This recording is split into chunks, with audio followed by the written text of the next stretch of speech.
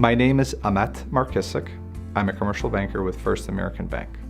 I've been with the bank since August of 2008. I started in banking in the early 2000s and have spent my entire career in that sector. I'm quite unique to First American Bank as I'm one of the only commercial lenders that has worked at another institution prior to coming here.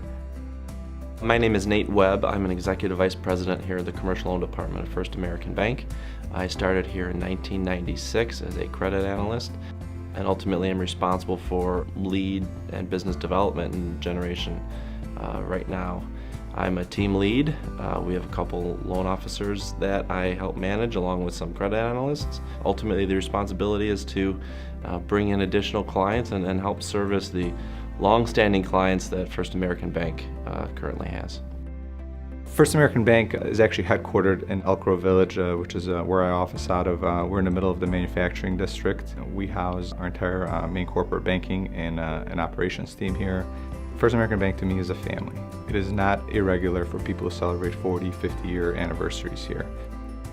Certainly there are a lot of doors that open with TMA. Again, our bread and butter client is, the manufacturer, if you will. Being involved in the events that TMA sponsors, which are many, certainly gives us an in to how business owners run their business, what they need today, and certainly being in front of those people over and over again throughout attending these events gets you familiarity with each other.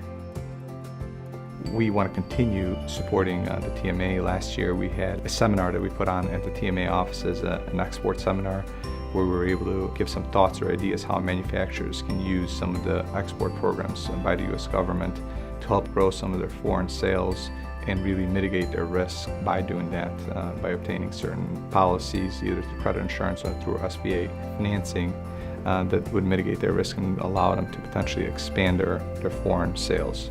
And we want to ultimately continue to partner with the TMA, some client base, and potentially new customers.